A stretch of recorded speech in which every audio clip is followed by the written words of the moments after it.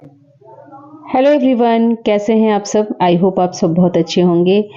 और हम हमेशा कुछ ऐसा सोचते हैं कि हमारे पास कुछ ऐसे आइडियाज़ मिल जाए जिससे कि हमारा काम इजी हो जाए और हम अपने कामों को बहुत अच्छे से कर ले। तो मैं कुछ ऐसे ही आज टिप्स एंड ट्रिक्स लेके आई हूँ किचन के, जिससे कि आपका काम काफ़ी आसान हो जाएगा। तो चलते ही बढ़ते हैं वीडियो की तरफ। तो ये है मेरा पहला आइडिया। तो अगर आपके पास रात की दाल बची हो या दाल खाने में ज़्यादा बन गई हो और बच गई हो, तो आप कोई भी सब्जी जो बना रहे हैं ग्रेवी वाली, उसमें डाल दीजिए। उससे सब्जी का स्वाद भी बढ़ जाता है और ग्रेवी भी काफ़ी अच्छी बन जाती है, गाढ़ी सी ग्रेवी बनती है।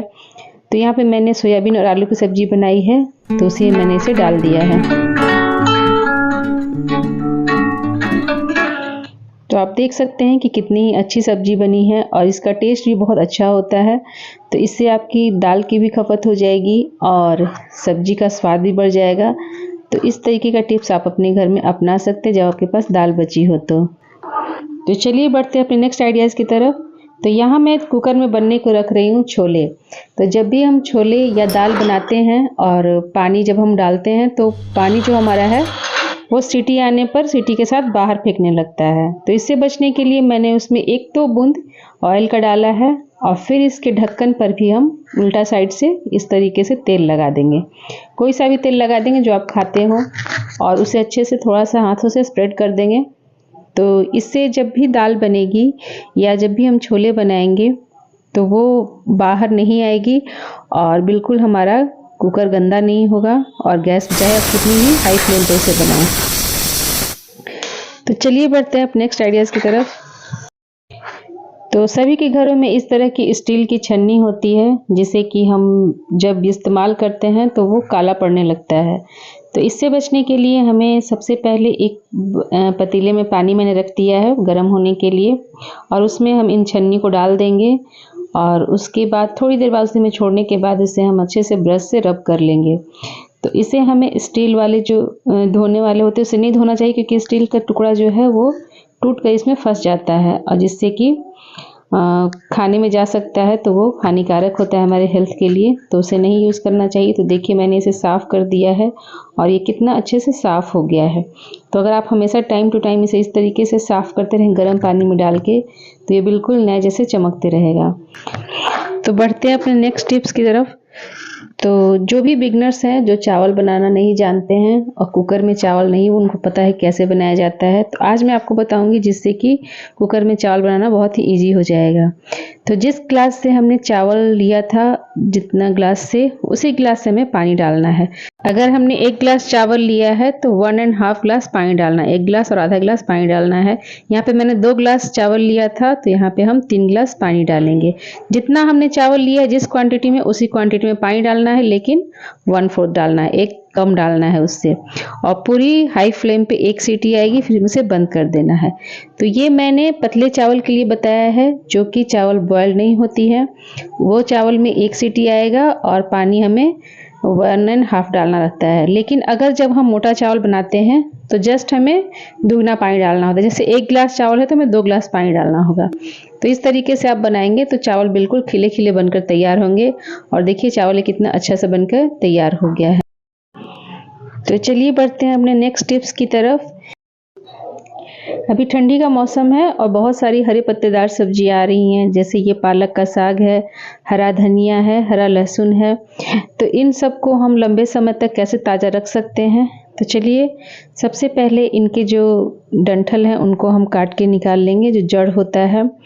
तो इसे हम काट कर अच्छे से निकाल लेंगे और जो भी इसमें ख़राब पत्तियां होंगी उन्हें हम छांट कर अलग कर लेंगे, क्योंकि जो एक भी ख़राब पत्तियां होती हैं तो वो पूरे पत्तों को ख़राब कर देती हैं। तो पहले इसे हमें छांट लेना है। तो अभी मार्केट में इस तरीके का हरा धनिया आ रहा है, जो कि काफ़ी इसका जड़ जो होती लंबी होती है। तो इसे भी हम फेंकेंगे नहीं और इसका इस्तेमाल भी मैं आगे दिखाऊंगी आपको कि आप किस तरीके से कर सकते हैं। तो सबसे पहले यहाँ मैंने उसके जड़ को काट कर हटा दिया है और यहाँ पालक की भी जितने जड़ें हैं उनको काट कर हम निकाल लेंगे, जिसका इस्तेमाल हम नहीं करते हैं। और फिर इसे हमें अच्छे पानी से धो लेना है, ताकि जो हमारी सब्जी में जितनी भी गंदगी हो सब निकल जाते हैं। यहाँ पे सारी सब्जियों को मैंने अच्छे से काट लिया है। इनका जड़ जो है वो अलग कर दिया है और पत्तों को मैंने अलग कर दिया है। और यहाँ पे मैं पालक को धोकर और उसे हम छान कर रख देंगे। तो इसे हमें किसी भी छलनी में छान कर रख देना है ताकि इसका जो पानी है वो अच्छे से निकल जाए, और इसे हम कुछ देर के लिए वैसे ही छोड़ देंगे ताकि हमारा पानी इसमें से बिल्कुल निकल जाए। और सारी सब्जियों को मैंने इस तरीके से धो लिया है। और ये जो लहसुन का है, हरा लहसुन है ये, तो इसकी पत्तियों को मैंने अलग कर लिया है और इसकी जड़ को भी मैंने अलग कर लिया है। और इस पे जो सामने से जो लगा होता है उसे हम काट कर हटा देंगे। और देखिए धनिया का भी जो बिल्कुल किनारा का जो होता है उसे हम काट कर अलग कर लेंगे, और ये डंठल है उसे हम रख देंगे। तो चलिए इसका इस्तेमाल मैं आगे बताऊंगी। अभी इसको हम धोकर अलग से रख लेते हैं। और फिर जो हमने पालक के साग को धोया था उसे हम तौलिए से पोंछ लेंगे ताकि इसमें बिल्कुल पानी ना रह जाए, नहीं तो ये पानी रहने से गलने लगता है बहुत जल्द ही। और आप कोई भी इस तरीके का डब्बा ले सकते हैं और उसमें टिश्यू पेपर लगाकर नीचे, और फिर इसे हम रख देंगे इसमें। तो ये बहुत दिनों तक आप रख सकते हैं, 4 से 5 दिन तक भी ये बिल्कुल ख़राब नहीं होगा और इसके पत्ते बिल्कुल हरे रहेंगे, क्योंकि इसका जो मॉइस्चर होता है वो टिश्यू पेपर में ऑब्जॉर्ब हो जाता है और ये बिल्कुल ख़राब नहीं होता है। और आपके पास साग की क्वांटिटी ज़्यादा हो तो आप इस तरीके से इसे न्यूज़पेपर में भी रैप करके रख सकते हैं। तो इससे भी इसका जो ताज़ापन है वो ख़त्म नहीं होगा और साग बहुत लंबे समय तक ताज़ा बनी रहेगी। तो इस तरीके ट्रिक्स को अपनाकर आप अपनी हरी पत्तेदार सब्जियों को अपने फ्रिज में बहुत दिनों तक स्टोर करके रख सकते हैं और आपकी सब्जियां बिल्कुल ख़राब नहीं होगी। तो देखिए मैंने इसी प्रोसेस से सारे धनिया को और सारी सब्जियों को रख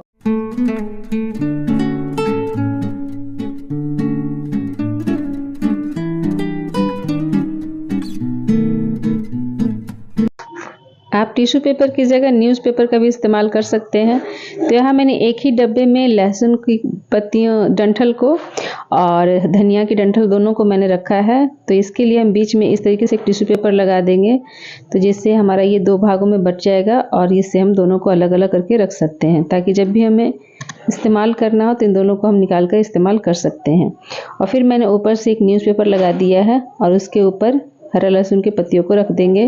तो तीनों चीज़ें मेरी एक ही डब्बे में आ गई, जिससे कि स्पेस की भी काफ़ी बचत हो गई।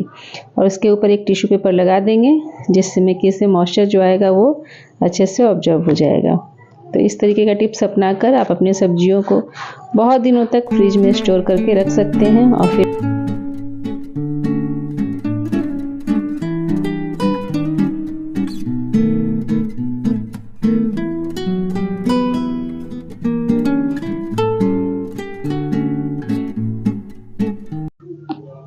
जब भी हम कुकिंग करते हैं और सारा खाना जब बन जाता है तो हम जब उसे निकालने जाते हैं तो हमारा काउंटर टॉप जो है वो गंदा हो जाता है। तो उससे बचने के लिए आप इस तरीके का एक मैट का इस्तेमाल कर सकती हैं। जो भी बना हुआ जो खाना है इस मैट पे हम रख देंगे, जिससे कि हमारा जो खाना जब हम निकालने जाएंगे वो गंदा नहीं होगा, और बस इतना एरिया ही सिर्फ गंदा होगा। तो उसे जब भी हम इस्तेमाल कर लेंगे तो उसे हम हटाकर धुल सकते हैं, जिससे कि हमारा काउंटर टॉप बार बार साफ़ नहीं करना पड़ेगा और बिल्कुल साफ़ रहेगा। तो चलिए बढ़ते हैं अपने नेक्स्ट आइडियाज़ की तरफ। जब भी फ्रिज में हम कोई कटी हुई सब्जी या कोई चीज़ रख देते हैं तो उसमें बदबू आने लगती है। तो हमें उससे दूर करने के लिए एक न्यूज़पेपर लेना है और उस पर पानी थोड़ा सा स्प्रिंकल कर देना है, और उसे एक बॉल की तरह इस तरीके से मैंने बना लिया है। और फिर उस पर थोड़ा सा और पानी हम स्प्रिंकल करेंगे ताकि वो अच्छे से गीला हो जाए। और फिर उसे हम 7 से 8 घंटे के लिए उसे हम फ्रिज में रख देंगे। तो न्यूज़पेपर गीला होने की वजह से जितनी भी बदबू है सारा ऑब्जर्व कर लेगा और हमारे फ्रिज में से जितनी भी बदबू होगी वो चली जाएगी और वो बिल्कुल फ्रेश हो जाएगा। तो बढ़ते हैं अपने नेक्स्ट आइडियाज़ की तरफ। सभी लोगों की आदत होती है किचन में एक हैंड टॉवल रखने की। तो इस तरीके से अगर हम हुक में सिर्फ इसे रखते हैं तो ये बार बार गिरने लगता है। तो इससे बचने के लिए आप इस तरीके बैंगल का इस्तेमाल कर सकते हैं। तो जब इसमें लगाकर हम बैंगल में इस तरीके से टॉवल को लगा देते हैं और फिर उसे हैंग करते हैं तो ये गिरता नहीं है और ये देखने में भी अच्छा लगता है। तो आप इस तरीके से अगर हैंग करते हैं तो देखिए कितना खूबसूरत लग रहा है, और आप इसे निकालेंगे तो अच्छे से निकल जाएगा और फिर उसे हम अच्छे से इसमें रख भी सकते हैं। तो ये बहुत ही अच्छा टिप्स है, आप इसे इस्तेमाल करके ज़रूर देखिएगा। थोड़ी सी एफर्ट्स में ये बहुत खूबसूरत लगने लगता है।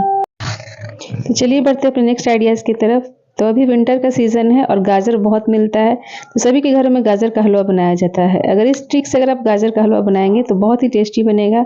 गाजर को यहाँ हमने छोटा-छोटा कट कर लिया है और उसे कुछ देर के लिए धूप में सूखने के लिए रख दिया है। लगभग 1 घंटे मैंने धूप में रखा था और फिर इस गाजरों को हम घी डालकर अच्छे से फ्राई कर लेंगे।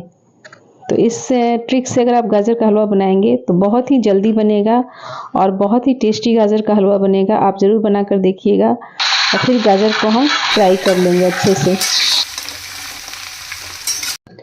जब हम गाजर को भून रहे होते हैं तभी गाजर हमारा आधा पक चुका होता है। इसे हमें ज़्यादा पकाने की ज़रूरत नहीं पड़ती। आप देखिए गाजर बिल्कुल पक चुका है। अब इसमें हम डाल देंगे दूध। तो यहाँ मैंने लगभग 2 से 3 गिलास दूध डाला है और उसे डालकर हम थोड़ी देर के लिए इसे ढककर बिल्कुल लो फ्लेम पर पकाएंगे। और जब हाथों से टच करके देखेंगे कि गाजर हमारा बिल्कुल पक चुका है, क्योंकि थोड़ी देर में ये गाजर पकना शुरू हो जाता है, और उसके बाद इसे हम ढककर छोड़ देंगे। फिर इसमें हम डालेंगे चीनी या गुड़, जो भी आप खाते हैं इसमें डालिए, ड्राई फ्रूट्स डालिए। और देखिए बहुत टेस्टी हलवा बनके तैयार हो गया है। तो ये देखिए कितना टेस्टी सा हलवा बन के तैयार हो गया है। तो चलिए बढ़ते हैं अपने नेक्स्ट टिप्स की तरफ। तो यहाँ पे मैंने गैस पे तवा रखा है, उसमें थोड़ा सा डाला है ऑयल। यहाँ पे मैंने मस्टर्ड ऑयल डाला है और चना का दाल डाला है। फिर मैंने उसमें डाला है हरी मिर्च और इनको थोड़ा सा मैंने भून लिया है। और अब इसकी हम बनाएंगे चटनी। तो इस तरीके से चटनी बहुत लोग बनाते होंगे अपने घर में। और यहाँ पे मैं डालूँगी जो मैंने डंठल निकाल के रखा था हरा धनिया का, उसको मैं इसमें डालूँगी। तो ये बहुत ही अमेजिंग सा चटनी बन के तैयार होता है। आप इस तरीके से डंठल का यूज़ करके चटनी बनाइएगा, बहुत ही टेस्टी बनता है। और फिर मैंने इसमें डाला है लहसुन का, हरा लहसुन था, उनकी पत्तियों को मैंने इसमें डाल दिया है। और थोड़ा सा नमक डालेंगे और इसे हम अच्छे से ग्राइंड कर लेंगे। तो देखिए बहुत ही टेस्टी सा ये चटनी बनकर तैयार हो गया। और धनिया के पत्ते हैं उसे आप सब्जियों में डालिए और डंठल को इस तरीके से चटनी बनाइए तो बहुत ही टेस्टी बनता है। और इसमें मैंने थोड़ा सा डाला है मस्टर्ड ऑयल, क्योंकि हम बिहार में कोई भी चटनी बनाते हैं तो उसमें मस्टर्ड ऑयल ज़रूर डालते हैं। और थोड़ा सा मैंने इसमें नींबू निचोड़ दिया है। तो ये बहुत ही टेस्टी सी चटनी बनके तैयार हो गई है। तो दोस्तों मेरा कौन सा आइडियाज़ आपको ज़्यादा पसंद आया कमेंट करके ज़रूर बताइएगा। और चैनल पर नया है तो चैनल को सब्सक्राइब कर लीजिएगा और इस तरीके से चटनी बनाकर ज़रूर देखिएगा। इसमें पता ही नहीं चलेगा कि धनिया के डंठल का इस्तेमाल किया गया है। बिल्कुल हरा धनिया की तरह इसकी चटनी बनकर तैयार होती है।